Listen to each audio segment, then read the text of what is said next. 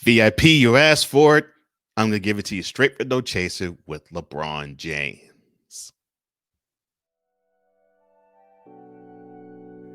Cold Sports presents on the Daily.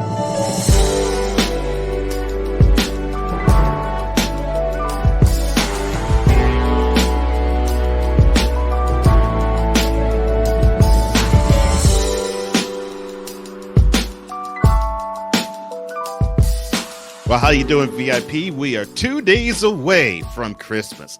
Cole Johnson is right here, live and in living color on the Daily. It's on tap, presented by Cole Sports. If you haven't already, what are you doing? Subscribe to this channel if you want to be the uppermost person in the world of sports, whether you're in your house, your church, your workplace, or wherever you congregate amongst people. Remember, subscribe to this channel. Hit that notification bell and get any and all details and updates. All right, well, it is Wednesday, and I already talked about what I'm going to discuss. So let's get to it right now, shall we? Here we go. In a world where partial greatness is celebrated and total greatness is shunned, there stands to be a figure on the lips of those who love him and those who hate him. The inane comparisons to Michael Jordan and Kobe Bryant continue and has existed since 2003. There is no end in sight, for the battle between those who unconditionally love and unconditionally hate him wages on.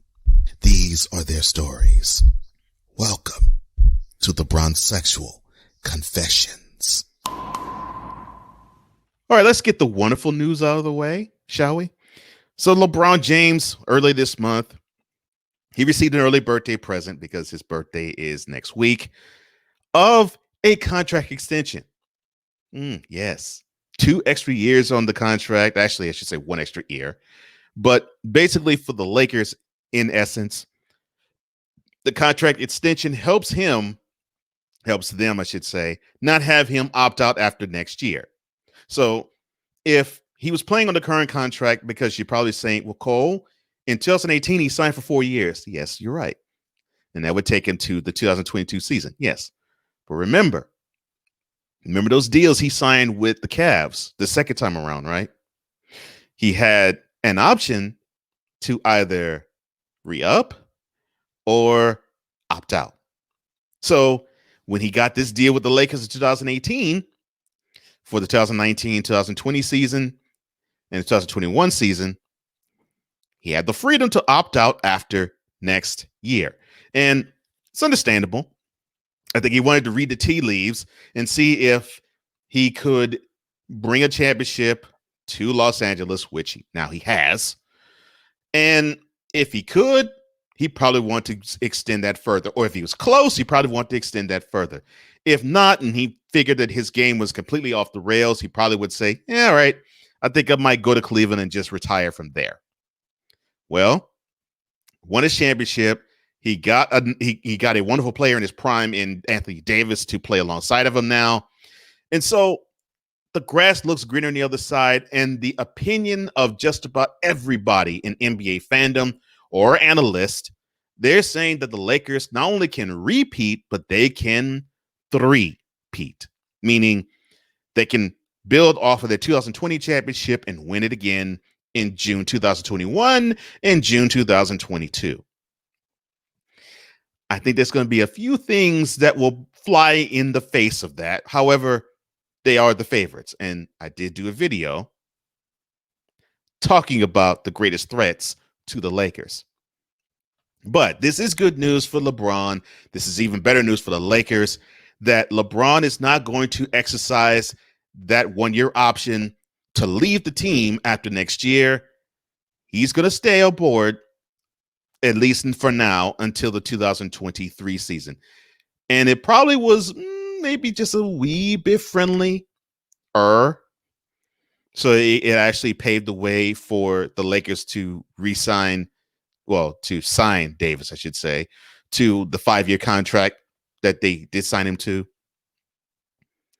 So, I mean, things are looking up for him. Oh, yes. And then, of course, waiting in the wings, because in 3 years' time, or I should say 2+ years' time, the possibility can happen, or I should say 3 years from now, the possibility can happen. His oldest son, LeBron's oldest son, Bronny James, could play alongside of him. And he has said at times that that would be one of his dreams, to play alongside his son or to play against it, one or the other. But at least to be in the league a long time and long enough for his eldest son, when his son showed, I guess, some prowess and promise to be in the league, well, then he'd have the opportunity to play against him or with him. And you're probably also saying, well, Cole, wait a minute. It can't be 2023 because Bronny would be 18 by then. And don't they have a rule right now where a player has to go to college for a year, and then after that, then he can enter into the NBA draft? You'd be correct. However, the NBA and the NBPA, the Players Association, they have been in talks about basically scrapping that rule. And guess who would twist that arm a little bit harder in scrapping that rule? Yeah, I think LeBron, even though he may not be the best player in today's game, he definitely is one, the most influential, two, the one who draws the most attention, and three, the biggest name and biggest star in the NBA. There is no debating that, whether you're an Bronner or Bronsexual or anyone in between, like me. That's just fact. There isn't a player who garners as much attention in the NBA as number 23 for now the Lakers. That's just fact. But I think Mr. James doesn't quite understand what fact is, because I have to come down on him. Why? Because earlier this month also, he was bold and brazen in saying that, oh, sorry, I'm doing this all wrong. Mr. James said, quote, "The 2016 and 2020 World Championships were the toughest World Championships ever earned in NBA history." Close quote.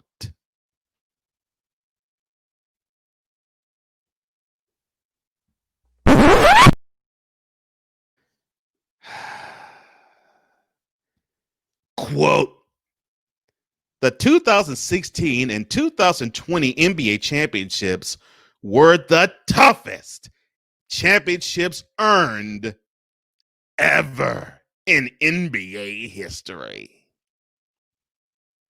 Close quote.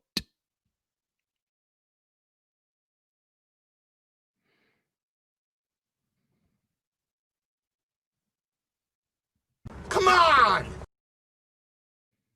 Oh, no, no, no, no. No!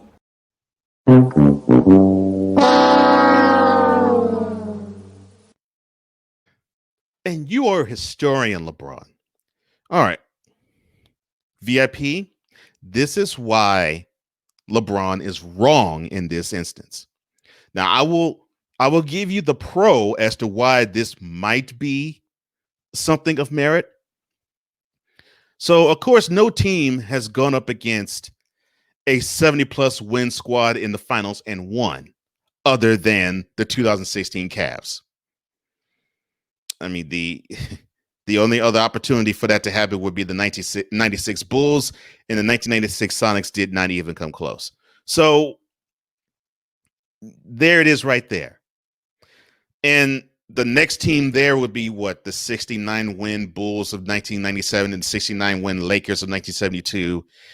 And neither did the 72 Knicks nor the 1997 Jazz laid a finger on either team. So one could argue, well, okay, LeBron's 2016 Cavs beat the team with the most wins ever in the NBA Finals. That's fair. No question. That's probably the biggest pro he has for 2016. The biggest pro for 2020 is that they played all of the rest of the regular season and all of the playoffs in a bubble. And so you didn't get a chance to be with family, in his case, for 3 months, because along with them starting at the end of July, they practiced mid-July. You remember that. They came into Orlando mid-July. And so for LeBron and anyone else on the Lakers, for 3 solid months, they were in a bubble. And they couldn't see family at all. Now, they made provisions for the playoffs, and the wives could visit the players come to playoffs if the team advanced there. And so there was a small reprieve. So, okay, I can understand that. One of the most unique conditions ever, probably the most unique conditions in playing ever, that could exist. I could see that being a big pro. Here are the cons to both of them. 2016, the only tough competition they had was the 2016 Warriors, because the Eastern Conference then in 2016 was extremely easy to roll through. Yes, including the Raptors at the time, it was extremely easy to roll through. Versus if you think about the East in the 90s and in the 80s, it was much tougher. And it was not even a debate about that. 2020, this is real simple. That gets destroyed and torn down because you're dealing with a team that was, let's see, they beat the Blazers in 5 in the first round. They beat the Rockets in 5 in the conference semifinals. They beat the Nuggets in 5 in the conference finals. And they beat the Nuggets in 6 in the NBA finals. They did not have a stiff competition or a stiff opponent ever in that playoff series. Oh, and then it was also made easier by the fact that they didn't have to travel. So you have a 35-year-old in LeBron who he didn't have to travel.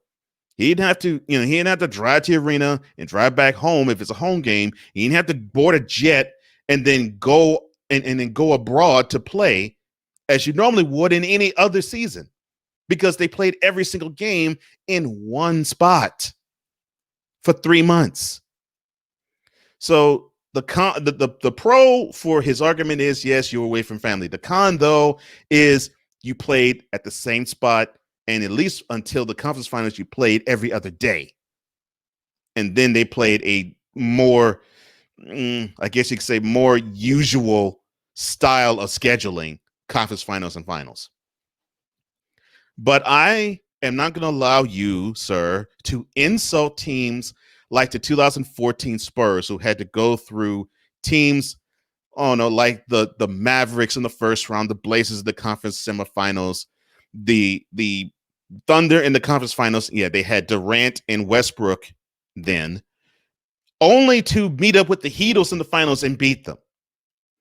I'm not going to have you insult the 2011 Mavericks, who they went through probably one of the toughest stretches ever in NBA playoffs history.